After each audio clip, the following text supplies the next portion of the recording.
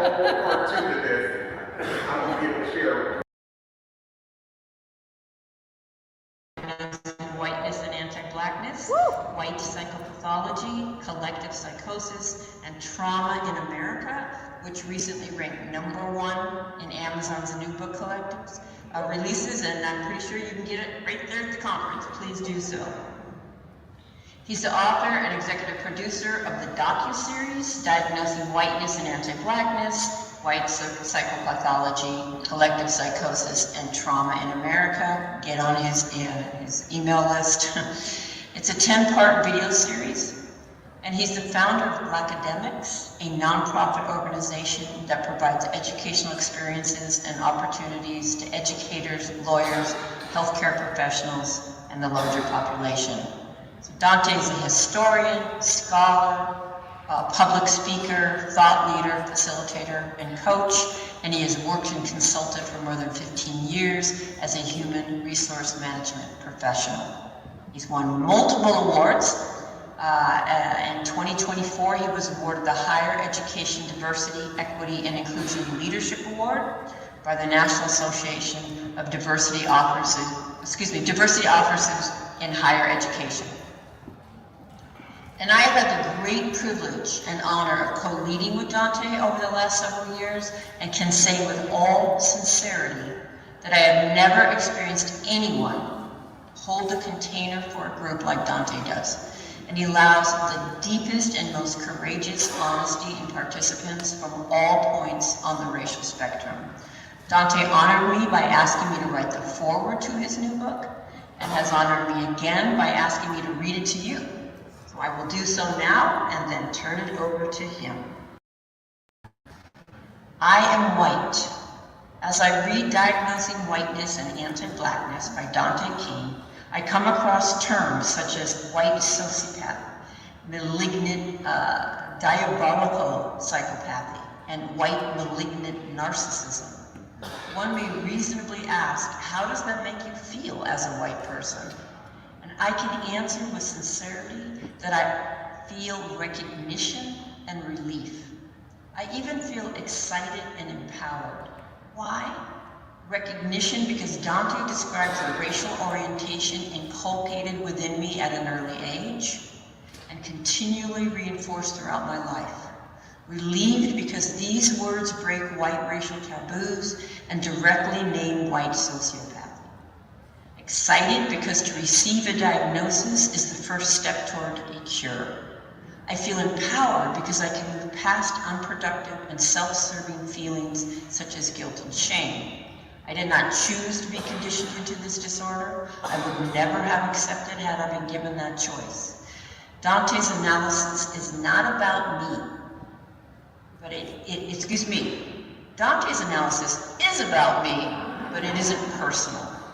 That understanding is actually liberating as it frees me from defensiveness, hurt, anger, and denial.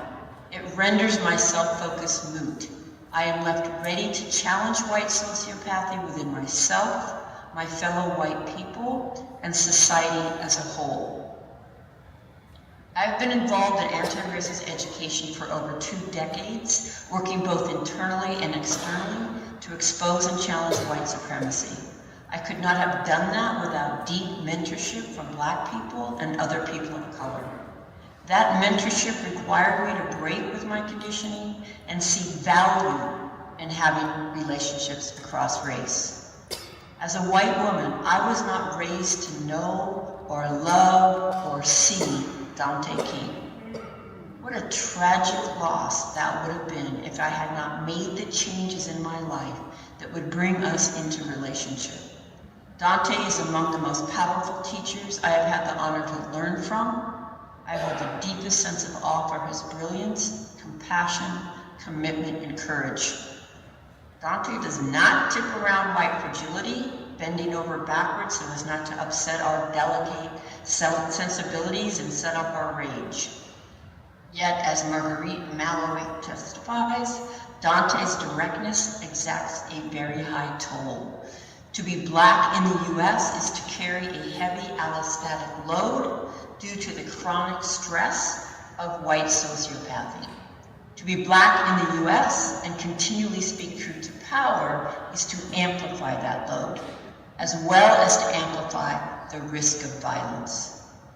I implore my fellow white people to open your hearts, allow Dante's message in, and feel the urgency. As our country moves ever closer to renewed legal and social entrenchment of white supremacy, our humanity is at stake. We too have an investment in ending this devastating form of mental illness, which so profoundly limits our capacity for full and moral lives. To any of my Black brothers and sisters, I hope to remind you that regardless of the lies we keep repeating, you are not and have never been the problem. I thank you for your attention. I turn it over to my beloved brother, Dante.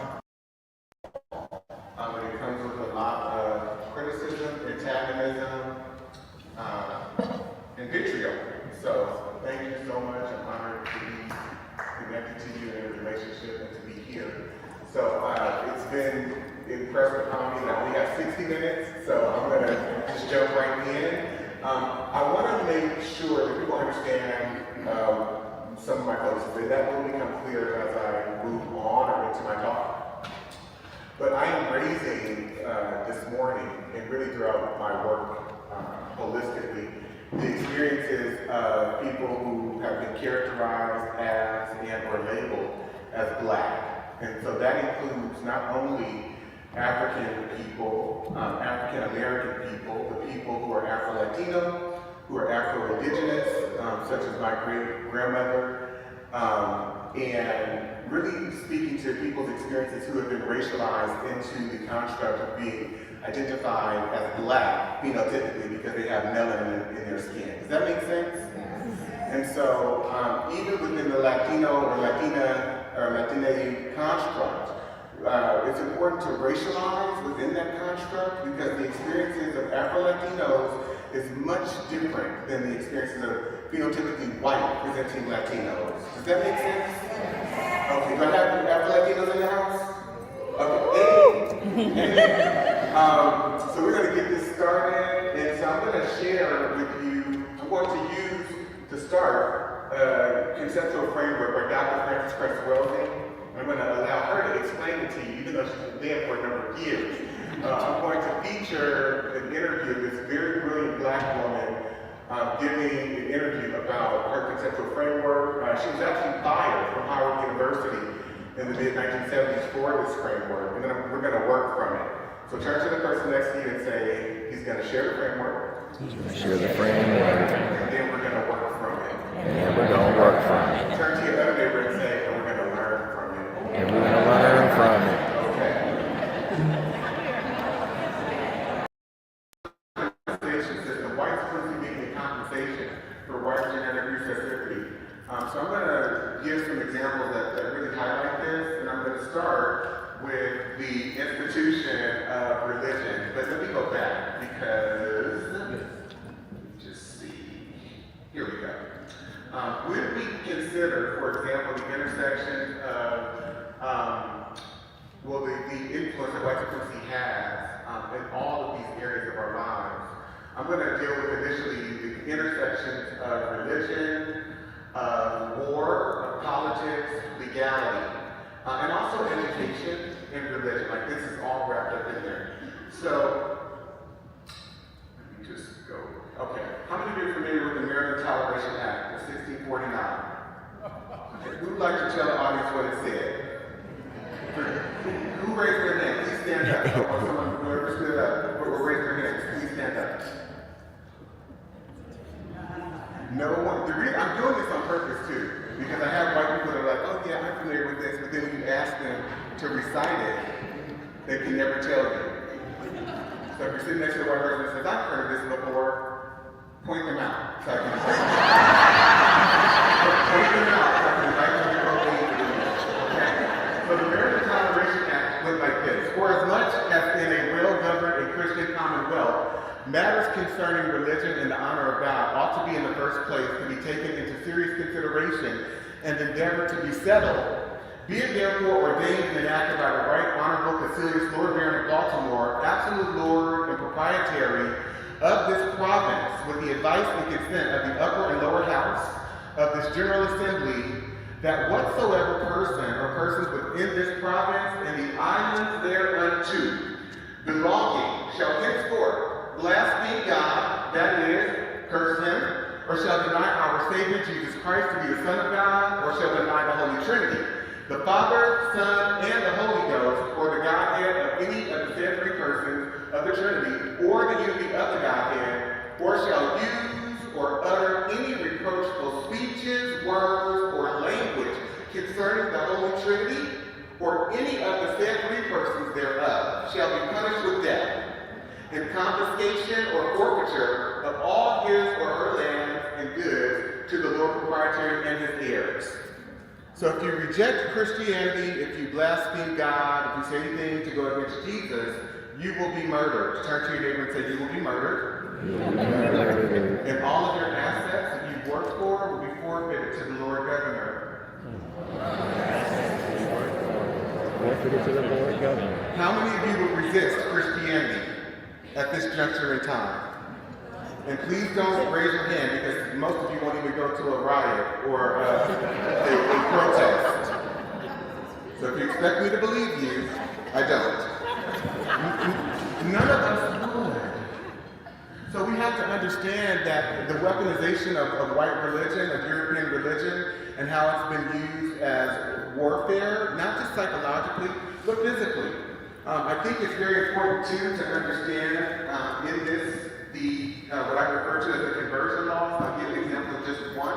This is 1667, and it says, whereas the doubts have risen, where the children that are slaves by birth, by the charity and piety of their owners, made partakers of the blessed sacrament of baptism, should by virtue of their baptism be made free.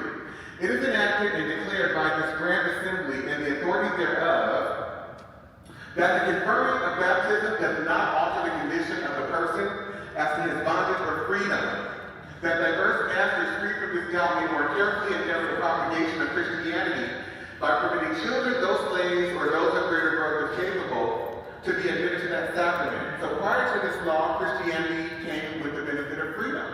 And after this law, it did still for people who were considered free and European. But if you were enslaved, an indigenous person or an African person, that characteristic of freedom, no, is no longer there. So they went about baptizing indigenous people, converting African people, and they could baptize them, but what this law said is you will be baptized and made Christian, but you will not be free. Does that make sense? So how many of you understand that anti-blackness sits at the heart of white morality?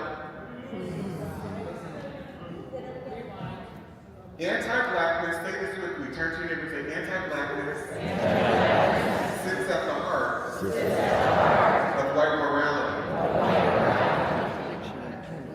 And I'm going to go to another, so this is the law that gave white Christians gave to other Christian folk. This is under the English, this is in Virginia, to be able to murder black people with impunity. And here's how it reads. It's called the Casual Killing Act. Turn to your neighbor and say, it's not malicious killing, it's casual killing.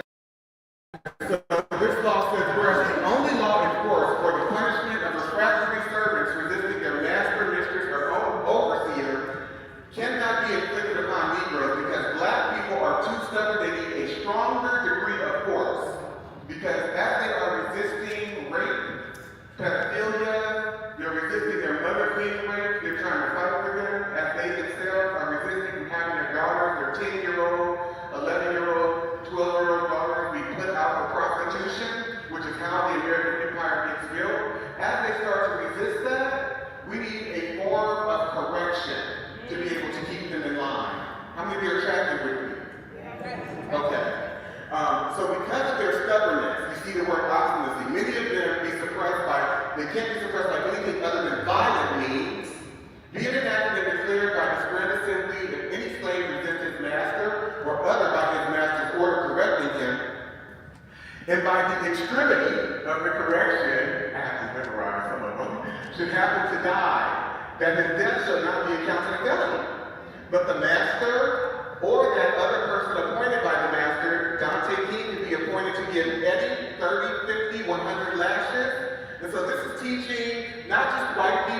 to think about and how to relate to and deal with Black people is also shaping the foundations of what becomes the Black community.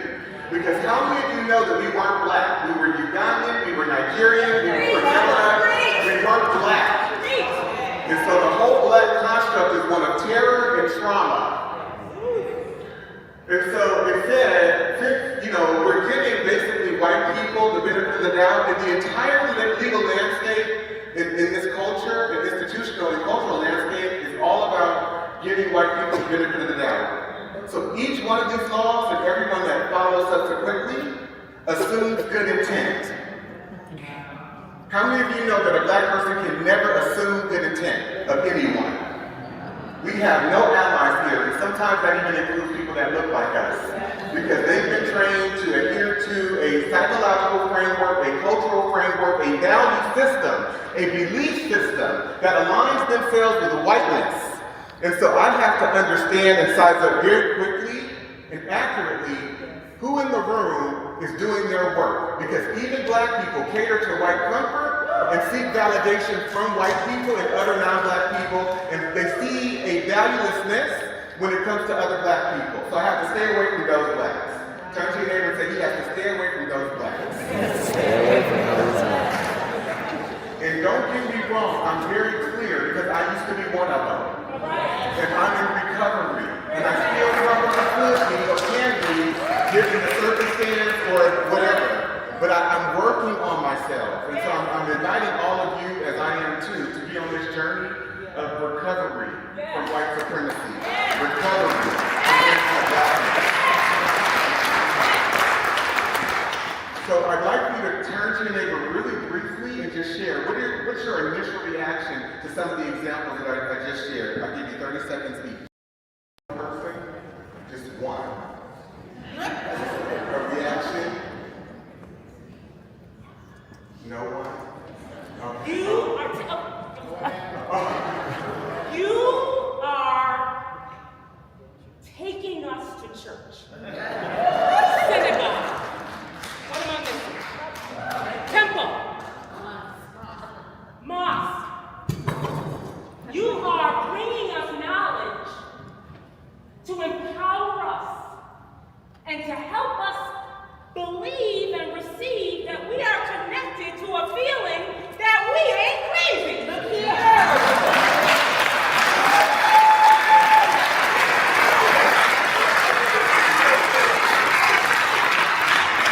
So one of the words that we used was the word intense.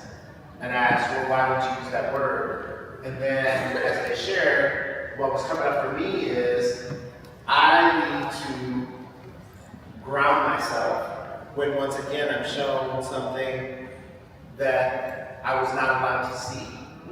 And so as I begin to see these and continually unpack these moments, it's not about getting upset and angry anymore. I'm grounding down and I'm allowing myself to go on my journey of healing, because that is what I need. So thank you.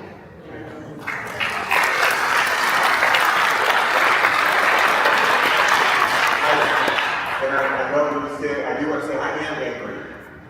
Yes. And I will forever be angry, because not understanding this knowledge, I did feel crazy. But I also blamed my parents for things. I misdirected my discontent and my anger, because I didn't have this information. And so left without any context, I blame Black people for their misgivings, for not doing X, not doing Y, not doing Z. I had no reference. And once I was able to go on this research journey, then I'm going to invite you to go on with me, and also Dr. Ralph D'Angelo. We have a 16-week fellowship that we're doing together. But once I began my research journey about 20 years ago, it just traumatized me. I went through grief. I was very sad. I became depressed. I became suicidal at what I was finding out. And it allowed me to understand that there's not one African American person in this country, or Afro-Latino person, or person of African descent who has a lineage that dates back to the antebellum period, or any Black person even that has come since the end. whatever result I see, whether they're economically deprived, whether they are on drugs, whether they have been abused or ravaged by the white supremacist system of criminality, it's not their fault. It's not their doing. I have to forgive every black person.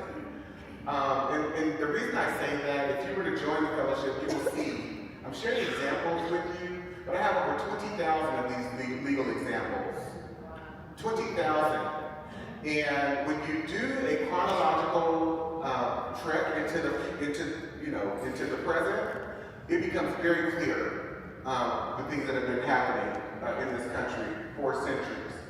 So, that said, I'm going to go to 1672. Turn to your neighbor and say 1672. 1672. And I'm not going to go through this all the way because it's pretty long. It says, for as much as it hath been manifested to this grand assembly that many Negroes have lately been and now are out in rebellion in sundry parts of this country, and that no means have yet been found for, I don't know what's going on, but for the apprehension and suppression of them, from whom many mischiefs of very dangerous consequence may arise to the country, if either other Negroes, Indians, or servants should happen to slide forth and join with them, for prevention of which be it enacted by the governor, council, and burgesses of this grand assembly, and by the authority thereof, that if any Negro, mulatto, Indian slave, or servant for life run away, and shall be pursued by the warrant or human cry, it shall and may be lawful for any person who shall endeavor to take them upon the resistance of such Negro, mulatto, Indian slave, or servant for life, to kill or wound him or them so resisting. So turn to your neighbor and say, violence is an institution of white America. Genocide is an institution of white America. Turn to your other neighbor and say, what happens to a people? What happens to a people? When it is programmed into them, that they can murder willfully, without cause, but based on a presumption or assumption that they are in fear.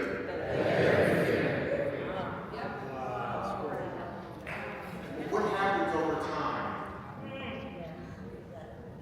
How many of you see that the humanity and the emotionality, empathy, and compassion is being regulated out of white people? By show of hands. Okay. It also goes further. And if it happened that such Negro, mulatto, Indian slave, or servant for life do die of any wound in such their resistance received, the master or owner of such shall receive satisfaction from the public. You're going to be paid by the public taxes. If your Negro or Indian slave or servant for life, mulatto, happens to be killed, turn to your neighbor and say, if you're white, turn to your neighbor and say, white person, you don't lose out. It's a win-win all the way around. So how many of you see the inhumanity of white capitalism? Okay. And then I'm going to nuance this just a little bit, but I'm going to go down to the bottom. And it is further enacted by the authority aforesaid that all such Negroes and slaves shall be valued at 4,500 pounds of tobacco and casks apiece, and Indians at 3,000 pounds of tobacco and casks apiece. Who is it worth more to kill? Turn to your neighbor and say, who is it worth more to kill? Ask them. Black people. And we're going to add into this, and it is further enacted that the neighboring Indians do and hereby are required and enjoined to seize and apprehend all runaways whatsoever that shall happen to come amongst them, and to bring them before some justice of the peace, who upon receipt of such servant, slave, or slaves from the Indians shall take unto the said Indians for a recompense 20 arms length of roanoke or the value thereof in goods as the Indians shall like up. So we're going to commission pretty much white presenting indigenous people, Indian people, and that becomes clear too because they begin to write this into the law. who they're talking about. So phenotypically, if you were a person of Indian descent or indigenous descent, and you look like you have African blood in you, they would call you mestizo, or they would identify you as black during this particular period. And so, phenotypically white-presenting indigenous people, we're commissioning you to go after and target phenotypically Afro-indigenous people, African people, and African black people who are here in the colony. How many of you get this? This is very nuanced, and it's important that we racialize always, understanding that racism in America is a color caste system. Turn to your neighbor and say, it is a color caste system. This is the Preventing Negro Insurrection Act. How many of you would be angry over the last 50, 60 years, leading up to 1680, if you were black, based on just a few examples I shared with you? How many of you would be angry? And so black people start to organize, Angolans and others that they are bringing in from the western strip of Africa. And so they implement this Preventing Negro Insurrections Act. And here's what they say.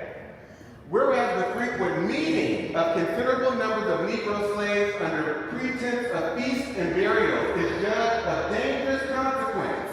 We don't want them eating breakfast, lunch, or dinner. We don't want them attending funerals because they are attempting to organize and resist. How many of you see this? Okay. Be it enacted by the King's most excellent majesty by and with the consent of the General Assembly, and it is hereby enacted by the authority aforesaid, that from and after the publication of this law, it shall not be lawful for any Negro or other slave. I'm going to repeat that. For any Negro.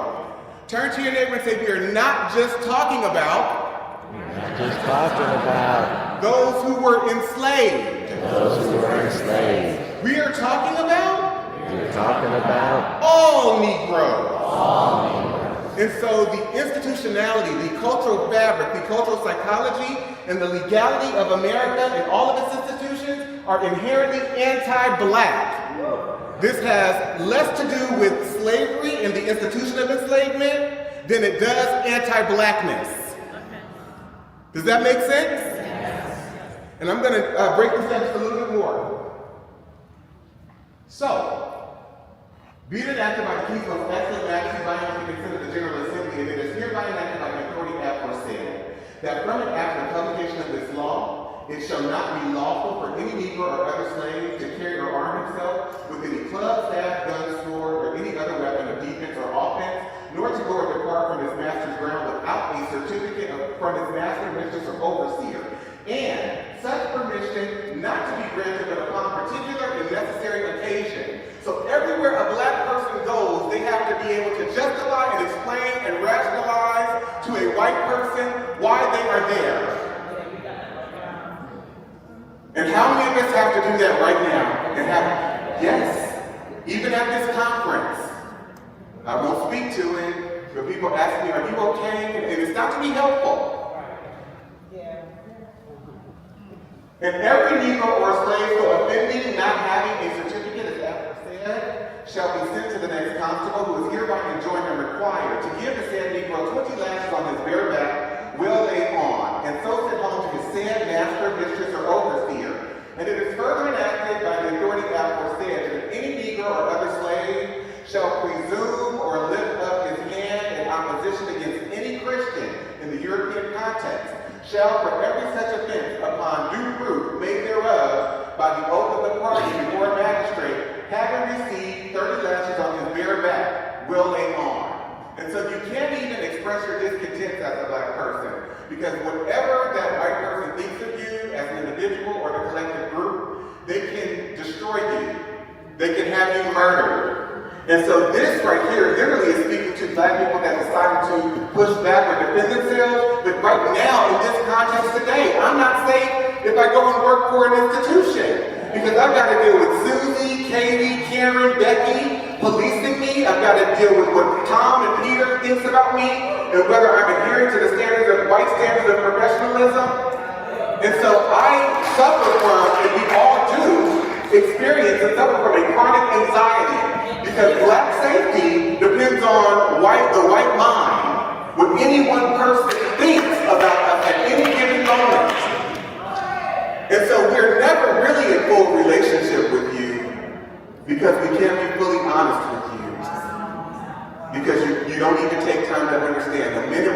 our discontent. We are problematic and difficult, and if he just would have said it with a little less emotion, then I could have heard him. I felt frightened. He didn't say that, but it felt like, I just felt like. And so you all have this chronic anxiety that you suffer from, and a lack of emotionality, and lack of compassion, and a lack of humanity, that you need to begin to engage if you want to be in true and real relationship with Black people. Because do not mistake our niceness as though we are in relationship with you. We fear you, and we are programmed to cater to your comfort. And so knowing that you can have us killed, you can destroy our livelihood at any time, we have to be pleasing to you. The Black people here are identifying and agreeing with everything that I'm saying. I want you to stand.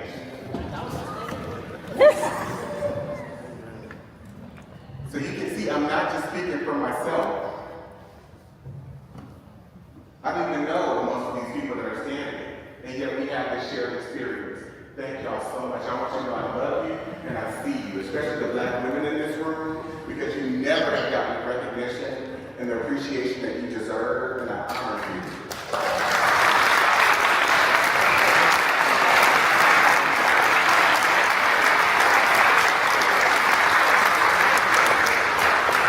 And the Black men too, my Black males, my Black brothers, I love you, I see you, I understand the erosion of your humanity. Having to minimize yourself and make yourself small, not even being able to defend yourselves, your sons, daughters, nieces, and nephews. It's crazy. So I just want to say that. And I would not be standing here today had it not been for my mom, who I worship when she was my first role model. And my dad, I love my dad too.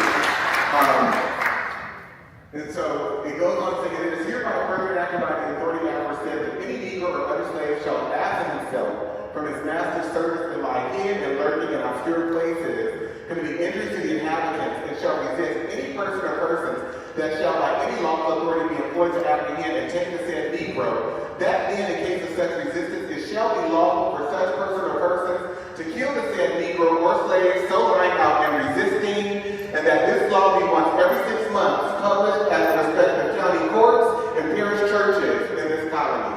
And so guess what? Stand up for me, white people. Please stand up for me. I just want to share with you, in our service today, we have a new law that gives you the opportunity to ask for a certificate from every Black person that you see. You have the right to police and surveil them anytime you see fit. They have to justify and explain to you why they're at any given place at any given time. And if they raise their hand to defend themselves against you, or even if you just think it, if you presume that they might be going to do something to you, you have the right to report them to the local authority and have them subjected to 30 lashes on their bare back and then sent home to their master. And if that's not enough, guess what additional privilege we're affording to you today in this law? You get to have them murdered, or you can kill them yourselves with impunity. What great privilege. And so now, after this announcement, we're going to have communion, we're going to have some grape juice, and then we're going to pray, because God has given us this authority. How does that privilege feel?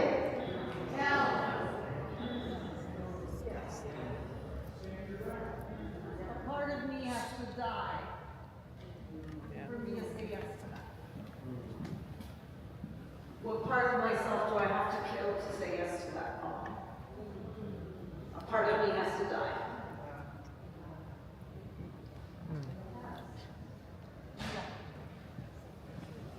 Or you can have a seat.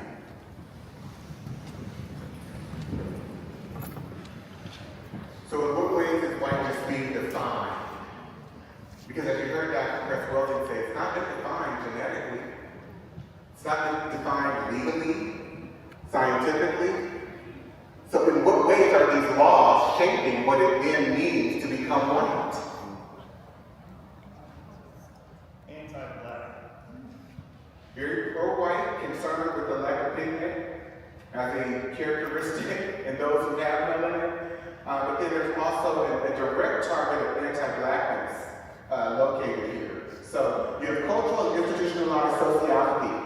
which equals psychopathy. How many of you would agree with that? Show of hands. Okay. I only have a few minutes left. Here's the Black Academics Boot Camp. If any of you are interested, I'll be in person for an entire day at Preservation Park in Oakland, California, and we'll be together all day, just there going through an intense summit of this material and critically examining it. For those of you who want to sign up from the conference, we will give you $100 off. Just email my assistant, jj@danteking.com, or email is jj@danteking.com. If you would like to join the fellowship I spoke about that Dr. Robert D'Angelo and I are doing, that starts September, and it's every other Wednesday on Zoom from 10 a.m. Pacific time to 2:30 p.m. Pacific time. And we go for 8 months, 16 weeks, every other week.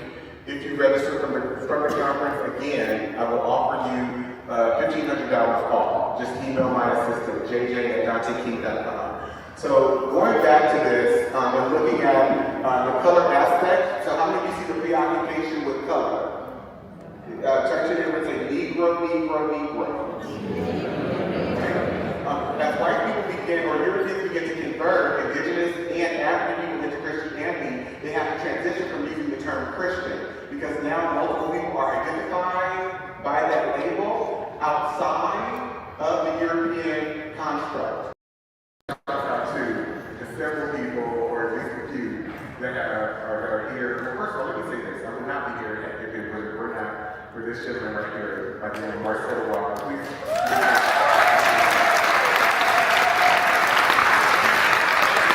And my other assistant, who just handles my whole life.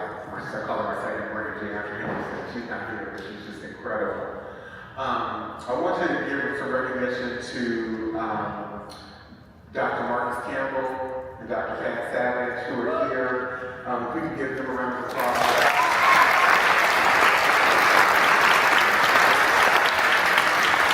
I've been doing some incredible work with them, some deep work. And as well as Katie. Katie's here, and where's Kelly? I saw Kelly here too. If you both want to stay. Oh, there you go. These two white women took the fellowship. I think, Kelly, you took it once and then you're back again. So she's taken it the second time, and we've just been building community and healing together, transforming together. So, thank you all.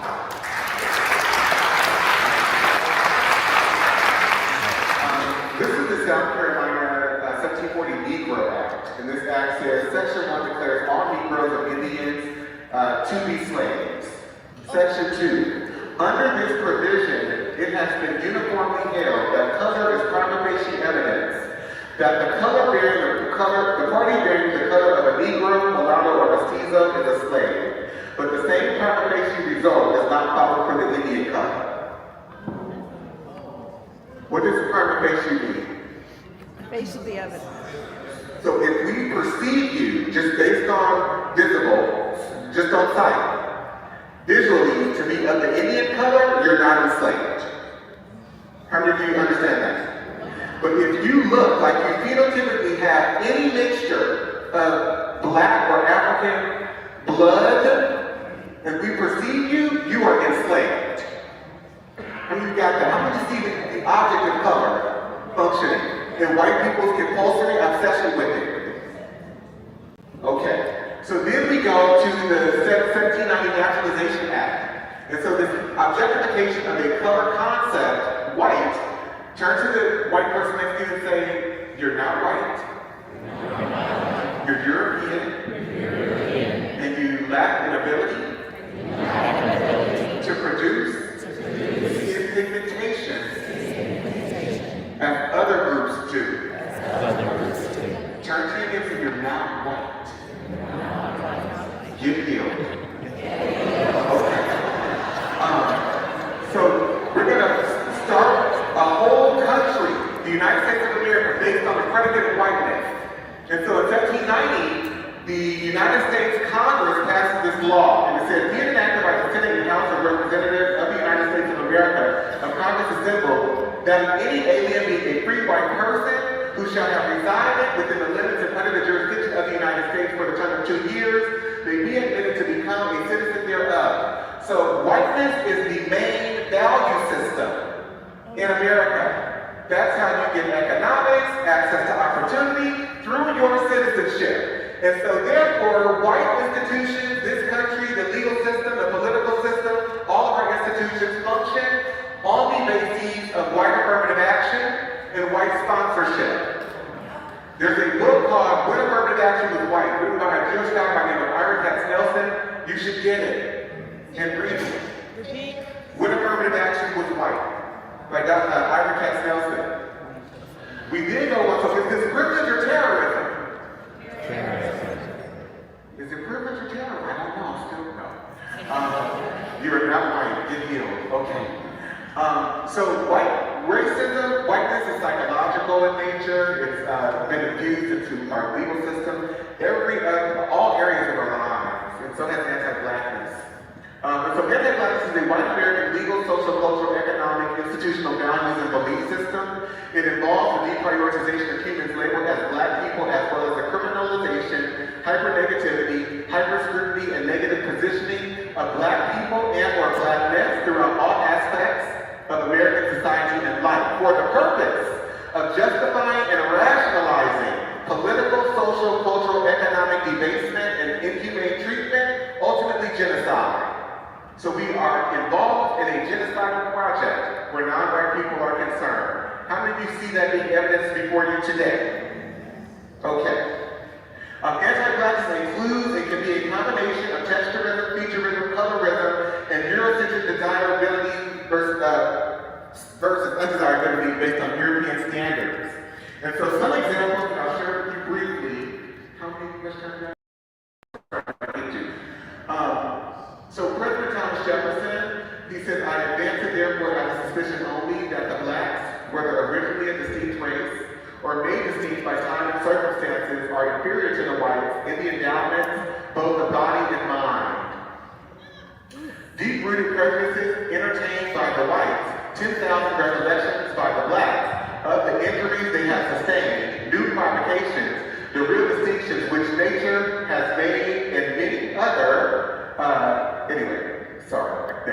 they secrete less by the kidneys. So black people don't sweat as much, you don't secrete as much by the kidneys, and more by the glands of the skin, which gives them a very strong and disagreeable odor. So we smell bad, we're unattractive. How many of you see this? Okay. President Abraham Lincoln, he says, I will say then that I am not, nor ever have been in favor of bringing about in any way the social and political equality of the white and black races, that I am not, nor ever have been in favor of making voters or jurors of Negroes, nor of qualifying them to hold office, nor to intermarry with white people.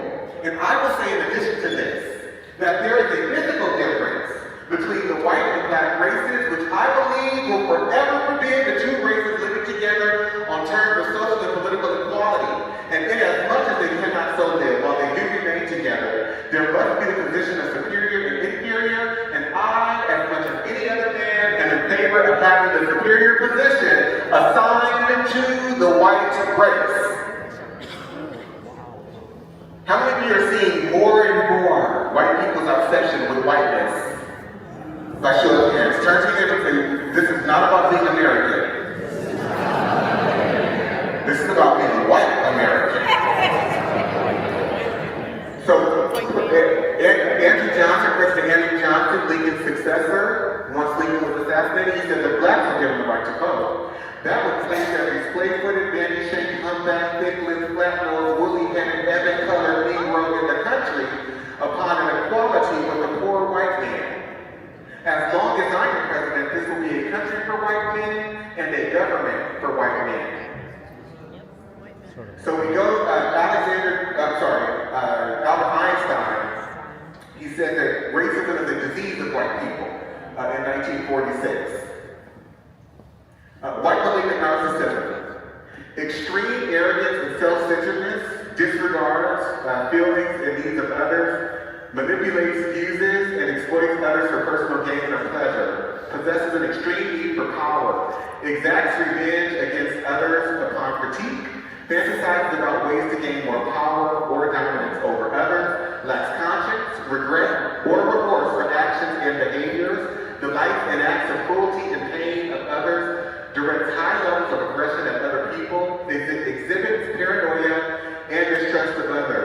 I was going to get into, if I had time, the ways in which academic institutions were used to create scientific philosophies to define Black people as inferior. And so if you study the field of psychiatry, white psychiatry, you understand that all of the behavioral determinations that have been made are all made up by white people. And they use their own cultural, psychological orientations to try and define and determine what human behavior should look like for all human beings on the earth. How many of you understand the degrees of narcissism contained in that particular functionality? To think that you're able to define human behavior for every human being on the planet, not understanding their culture, the nuances of lineage of the culture, what people value, no consideration of it. Just use labels to diagnose people based on how you perceive them. Turn to your neighbor and say, it is psychotic. And so, that was University of Pennsylvania. I'm going to end with a quote. If I can get to it. These are rape laws that just only included white women, didn't include Black women. White men were not criminalized in most states for rape. Every prototype that they mentioned for rape in these laws has to do with a Black male. And I'll just share a few examples with you about this. This is Celia, who murdered her 65-year-old master, Robert Newsom, in 1855. And when the judge handed down the instructions for the jury, here's what the judge said. If Newsom was in the habit of having intercourse with the defendant, who was his slave, and went to her cabin on the night he was killed to have intercourse with her, or for any other purpose, and while standing, he was in the floor talking to her, she struck him with a stick, which was a dangerous weapon, and knocked him down, and struck him again after he fell, and killed him by either blow. It is murder in the first degree. So if he was in the habit of raping her, he should have just been able to do it. And it's murder in the first degree. How many of you understand the white psychology, the logic behind this? The standard of reasonableness. Thank you, Alan. So I'm gonna move on. The crime of rape does not exist in this state between African slaves. Our laws recognize no marital status as between slaves. Their sexual intercourse is left to be regulated by their owners. The regulations of law as to the white race on the subject of sexual intercourse do not and cannot, for obvious reasons, apply to slaves. Their intercourse is promiscuous, and the violation of a female slave by a male slave would be a mere assault and battery. So this is in and out of slavery. So when we go to Dorothy v. State, they said in the Georgia Supreme Court that Black men, if there's any evidence that says that this Black man did not intend to commit a rape, their Blackness will trump the evidence. How many of you understand that? This is 1899, so we're no longer talking about slavery. The Florida Supreme Court, Black women are immoral, so therefore they can't prove chastity. So they can't be raped. This is 1918. Alabama, 1953, Black men are just rapists. And it doesn't matter if there's any evidence to refute that idea. The evidence doesn't matter because their Blackness is what makes them rapists. And so therefore, how many understand the culture of white predation? And so rape and pedophilia are white American cultural institutions, white American moral institutions, white American legal institutions, white American political institutions, and white American economic institutions. So Dr. Bobby Wright, can I have 5 more minutes, please? Yeah. Can I get 5 more minutes?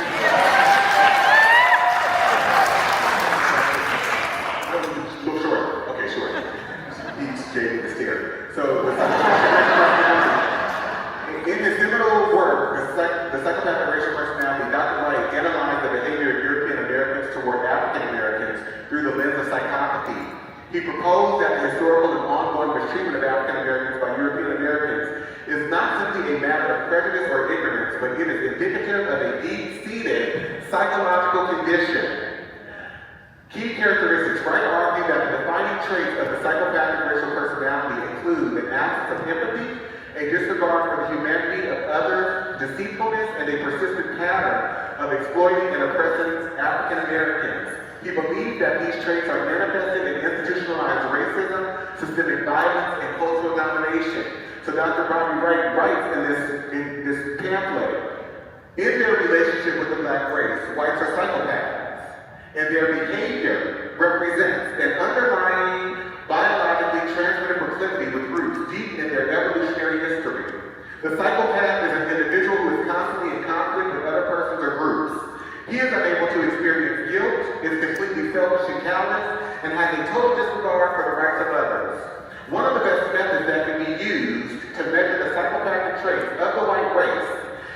observing and analyzing their universal overt behaviors and attitudes towards blacks. Psychopaths simply ignore the concept of right and wrong. By ignoring this trait in the white race, the lack of ethical and moral development, blacks have made and are still making a tragic mistake in basing the worldwide black liberation movement on moral suasion. It is pathological for blacks to keep attempting to use moral suasion on a people who have no morality, where race is the variable. I want to end with this though. Black and brown people, you have ingested this just as much as white people have. Because you strive in your quest for progress to be just like white people. And so this extends to you. You've been trained to be psychotic. You've been trained to be delusional. Because how many of you are hearing this history for the first time? So many of these examples, by show of hands. The specifics of it. I want you to stand. How many of you are hearing it for the first time? And I'm just to say, everyone in this room is, in terms of the specific examples. I'm sure you can have my presentation. That means you've been living within a delusion. Because you've not known what has gotten you here to this moment. And so you've been living in a delusional state. And so if white people have been trained to be sociopathic and psychopathic where black people are concerned, that is true for you too. Because everything that they believe, you believe. Everything that they value in terms of their educational system, language, logic, all our cultural norms, standards, you brought into that too. So you have to do your own work and start your own journey. Thank you so much for having us.